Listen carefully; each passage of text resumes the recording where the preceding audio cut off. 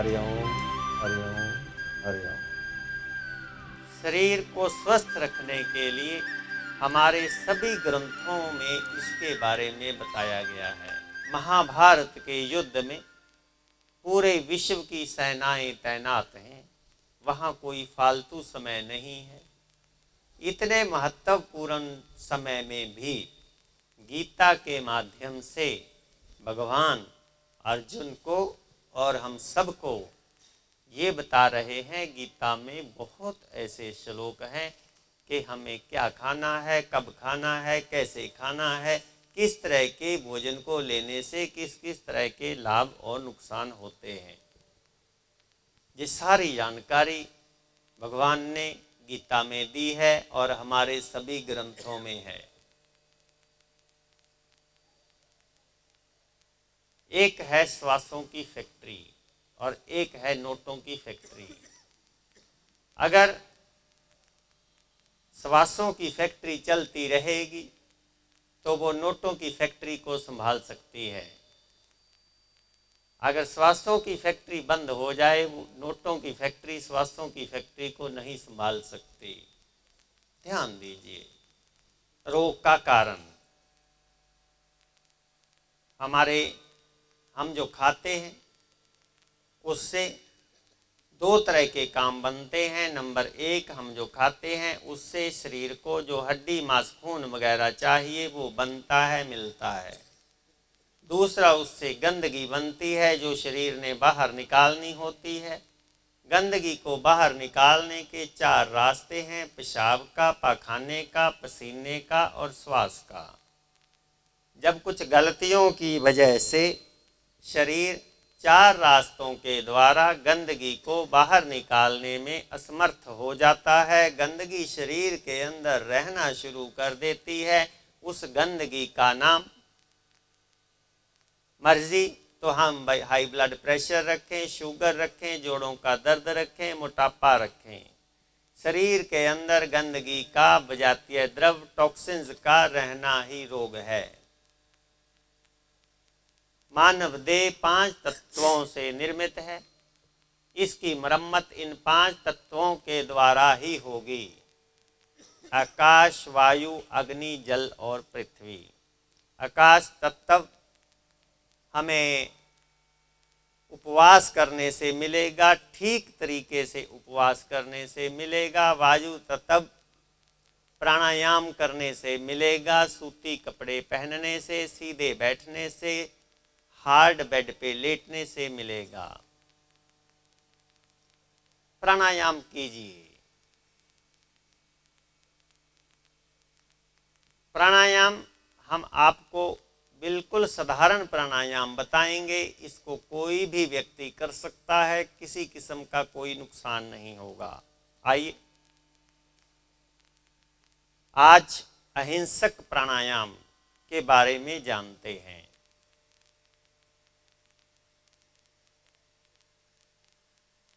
प्राणायाम को करने के लिए आप खुली हवा में जाएंगे, सबसे बढ़िया है। सुबह सुबह पेट साफ होने के बाद आप पार्क में जाएं।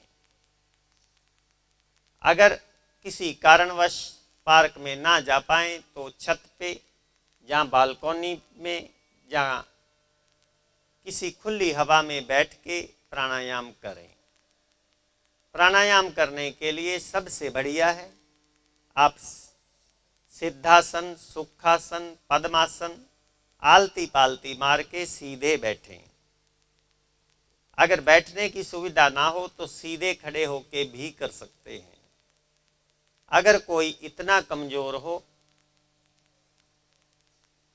कि वो बैठ भी ना सके और खड़ा भी ना हो सके, वो लेटे लेटे, सीधा लेटे लेटे प्राणायाम भी कर सकता है। सबसे पहले सीधे बैठें, सिद्धासन, सुखासन, पद्मासन में बैठें।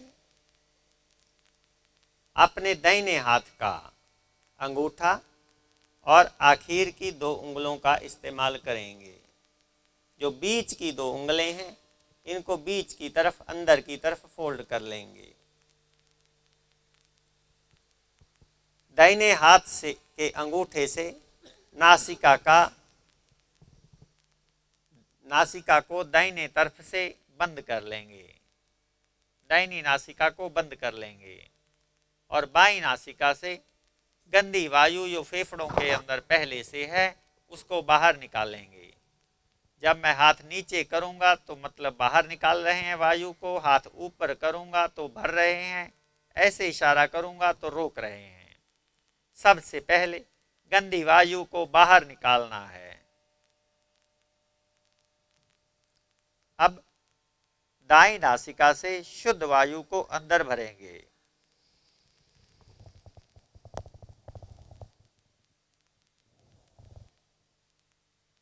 अब इसको अंदर ही रोकेंगे, आंतरिक कुंभक। अब आहिस्ता आहिस्ता बाईं नासिका से वायु को बाहर निकालेंगे।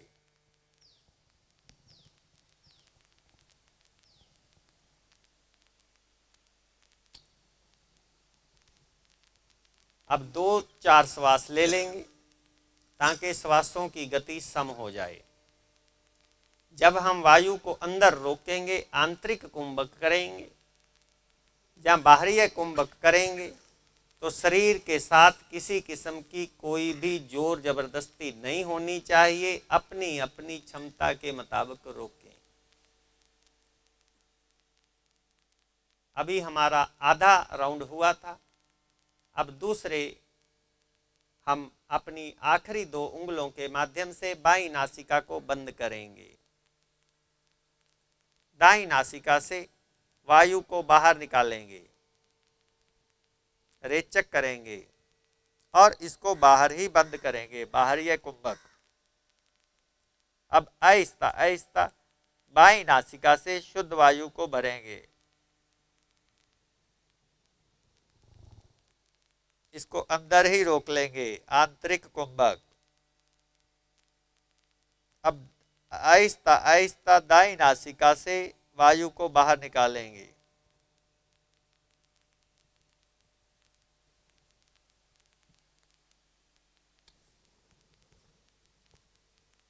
फिर 2-4 दफा श्वास लेंगे ताकि श्वासों की गति सम हो जाए। ये हमारा एक प्राणायाम हो गया। इस तरह लगभग 10-12 दफा, टोटल 15 मिनट से 20 मिनट तक का समय लग सकता है। आप प्राणायाम कीजिए। समय का अभाव हो तो 10 मिनट कीजिए। सुबह शाम 2 टाइम इस तरह प्राणायाम करना है। सुबह के वक्त में पेट खाली ही होता है, शाम को 4 बजे के आसपास कर सकते हैं। रात्रि का भोजन लेने से पहले पहले 4 बजे के बाद कभी भी कर सकते हैं। प्राणायाम करने से लाभ होता है। प्राणायाम करने से आप देखेंगे, जब इस तरह आप 10-15 दफा प्राणायाम कर लेंगे, उसके बाद अपने श्वासों पे अगर निगाह लगाएंगे, ध्यान करेंगे, आपके श्वास ऑटोमेटिक लंबे चलने शुरू हो जाएंगे। तो फिर एक दफा ये प्राणायाम करने के बाद 10-15 मिनट दिन भर आपके श्वास लंबे ही चलते हैं। आमतौर पे काफ़ी लाभ होता है। खून साफ होता है, हाजमा बढ़िया होता है, कब्ज दूर होता है, हाई ब्लड प्रेशर में लाभ होता है, लो ब्लड प्रेशर में लाभ होता है। अलग अलग बोलने लगूंगा, सभी तरह के रोगों को गिन दूंगा। आंखों की दृष्टि बढ़िया होती है, नर्वस सिस्टम टोन अप होता है, टेंशन डिप्रेशन में लाभ होता है। इसको करने की आदत डालें। प्राणायाम करते करते आध्यात्मिक लाभ भी होता है। अगर इसको करते रहें तो धीरे धीरे अंदर से एक आवाज आती है, सो हम सो हम सो हम। तो आध्यात्मिक बात ऊपर की बात है, उसको मैं यहाँ नहीं करूँगा, अपने विषय पे ही रहेंगे। मेरे गुरुजी कहा करते थे, मेरे गुरुदेव ब्रह्मलीन आचार्य शेषाद्री स्वामीनाथन जी, जो आजीवन ब्रह्मचारी रहे, जिन्होंने अपना पूरा जीवन इस काम के लिए लगा दिया, कोई भी रोगी ना हो। और ये ज्ञान स्वस्थ, बिना दवाई के स्वस्थ रहने की ये विद्या घर घर तक निःशुल्क पहुंचनी चाहिए। गुरुजी कहा करते थे कि आप अध्यात्मिक को बहुत थोड़ा संकेत दे दो, बिना अध्यात्म के ये प्राकृतिक जीवन शैली चल नहीं सकती, अपना नहीं सकता, व्यक्ति लाभान्वित नहीं हो सकता। क्यों? क्योंकि ये ईश्वरीय विद्या है। आप जिसके घर में रह रहे हो, जिससे लाभ लेना चाहते हो, उसी को मानते नहीं तो लाभ कैसे होगा? ये एलोपैथी नहीं है कि आप डॉक्टर के प्रति जैसा मर्जी विचार रखो, उसको फीस दे दो, उसके बाद दवाई ले लो तो भी काम कर जाएगी, भले आपके उसके प्रति विचार ठीक ना हो। ये ईश्वरीय विद्या है। जो व्यक्ति भगवान को नहीं मानते और नेचर क्योर को अपना लेते हैं, कुछ समय के बाद काफ़ी रोग भी ठीक हो जाते हैं। फिर पता चलता है 5, 7, 10 साल बाद, 2-4 साल बाद कि सब कुछ छोड़ दिया। क्यों? वो बिना नींव का मकान है, रेत पे ही बिल्डिंग खड़ी हो गई। आध्यात्मिक लाभ होता है, लेकिन हमें शिक्षा मिली कि आप अध्यात्म पे थोड़ा कम बोलो। क्यों? आप तो नर्सरी के टीचर हैं। शरीर के बारे में जब हम बात करेंगे तो हम प्राइमरी के अध्यापक हैं, और जो अध्यात्म की बातें करते हैं वो प्रोफेसर हैं। आप प्राइमरी के ही रहो, क्योंकि प्राइमरी के अध्यापकों की कमी है समाज के अंदर। शरीर के बारे में बताने वालों की कमी है। इससे आगे की बात उनके लिए छोड़ दो। आध्यात्मिक लाभ होता है प्राणायाम करने से, इतना संकेत काफी है। तो बात चल रही है 5 तत्वों के द्वारा शरीर निर्मित है, उसी के द्वारा इसकी मरम्मत होगी। आकाश तत्व उपवास करने से मिलेगा, वायु तत्व प्राणायाम करने से मिलेगा, और सूर्य तत्व सूर्य स्नान करने से मिलेगा। जल भोजन के साथ नहीं लेना, या भोजन से 1 घंटा पहले लेंगे या 2 घंटे बाद में लेंगे, और बिना प्यास के पानी नहीं लेंगे, जितनी प्यास होगी उतना लेंगे। अंत में पृथ्वी तत्व, हम इसी के चक्कर में रहते हैं, खा लो खा लो खा लो खा लो खा लो के चक्कर में शरीर के अंदर पृथ्वी तत्व बढ़ जाता है, बाकी के 4 कम पड़ जाते हैं। 5 तत्वों का संतुलन बिगड़ जाता है। 5 तत्वों का संतुलन बिगड़ना रोग, और 5 तत्वों का संतुलन बनना इलाज। आगे हमारी क्या बात हुई? हमारा शरीर 4 रास्तों के द्वारा रोजाना गंदगी बाहर निकाल रहा है, पेशाब का, पाखाने का, पसीने का और श्वास का। जब कुछ गलतियों की वजह से इन 4 रास्तों के द्वारा गंदगी बाहर नहीं निकल पाती, तो 2-4 महीने में 1 दफ़ा नज़ला, जुकाम, उल्टी, दस्त, बुखार के माध्यम से शरीर अपने आप अपनी सफाई कर लेता है। ये शरीर के अंदर हर तरह के रोगों से मुक्त रखने का ऑटोमेटिक प्रबंध है। ये ईश्वरीय वरदान है। जाने में अनजाने में अगर कुछ गलतियां हो जाएं तो कोई चिंता करने की बात नहीं। वायु भी शुद्ध नहीं है, जल भी शुद्ध नहीं है, फल और सब्जियां भी शुद्ध नहीं हैं, फिर भी चिंता करने की बात नहीं है, फिर भी डरने की बात नहीं है।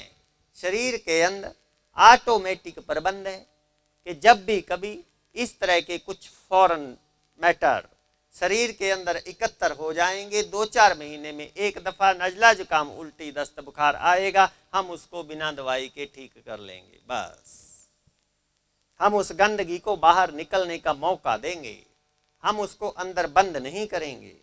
इसको बिना दवाई के ठीक करने में मानव जो गलतियां करता है 3 तरह की, वो सब का वर्णन हो चुका है। आज हम ये बात करेंगे कि नज़ला जुकाम उल्टी दस्त बुखार को बिना दवाई के कैसे ठीक करना है। उसके लिए सबसे पहली बात कि हम अपना सामान्य भोजन अनाज को लेना बंद करेंगे कुछ दिनों के लिए। वो अंदर की हालत पे निर्भर करेगा। अगर हम बुखार आने से पहले ही अनाज लेना बंद कर दें, बुखार आने से 1 दिन पहले शरीर के अंदर फीवरिश होती है, बुखार जैसी स्थिति, उसको कहते हैं फीवरिश। ऐसा लगता है कि बुखार आने वाला है, शरीर को पहले मालूम पड़ जाता है 1 दिन पहले। अगर उसी टाइम अनाज को छोड़ दिया जाए तो 2 दिन लगेंगे। अगर ये मालूम पड़ने के बाद भी अनाज को ले लिया जाए तो 4 दिन लगेंगे। क्यों? क्योंकि उस अवस्था में जो अनाज ले लिया उसको बाहर निकलने में बहुत टाइम लग जाता है। जब तक वो पूरा बाहर नहीं निकलता हजम होने के बाद, तब तक बुखार चलता रहता है। तो नज़ला जुकाम उल्टी दस्त बुखार में मैंने कह दिया अनाज को बंद करो कुछ दिनों के लिए। तो फिर क्या करें? कुदरती ग्लूकोज लीजिए। कुदरती ग्लूकोज के अंतर्गत सबसे बढ़िया है हरा नारियल पानी डाब। इसको दिन में 1 दफ़ा, 2 दफ़ा, 3, 4, 5 जब जब आपको भूख लगे ले सकते हैं। सामान्य अवस्था में अगर हम नारियल पानी पीते हैं तो उसको लेने के घंटे 2 घंटे बाद ऐसा लगता है कि कुछ और खाने को चाहिए। लेकिन जब नज़ला जुकाम उल्टी दस्त बुखार होगा तो इसको लेने के बाद 5-6 घंटे तक कुछ भी लेने की आवश्यकता नहीं पड़ेगी। उस टाइम शरीर को इससे ज़्यादा कुछ ज़रूरत नहीं होती। और क्या कर सकते हैं? आचमन कीजिए। जैसे पंडित जी पूजा कराते समय थोड़ा जल हथेली पे रखते हैं, हम मुंह में डालते हैं, गले तक रह जाता है, थोड़ा जल मुंह में डालिए।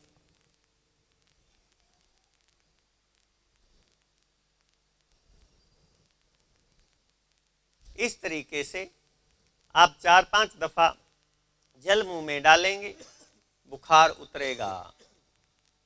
जिसको गला खराब होगा गला ठीक होगा, खांसी होगी तो खांसी ठीक होगी। आचमन कीजिए। आचमन कर सकते हैं, नारियल पानी पी सकते हैं। और सर्दियों के दिन हैं, कुछ गर्म लेने का मन है, मौसम की जो भी मौसम की सब्जियां हों, जैसे आजकल टिंडा तोरी घिया है, बारीक काटिए, उसको पानी में उबाल दीजिए। उसके अंदर उसको मसले ना, मैश ना करें, सूप नहीं बना रहे हम। छानने के बाद उस पानी को पी लीजिए। हल्का गुनगुना सा पानी पिए, धीरे धीरे पीजिए। तो यही हमारा भोजन है, यही हमारी औषधि है नज़ला जुकाम उल्टी दस्त बुखार की अवस्था में। ये भी तब लेना है अगर कुछ लेने का मन हो तो।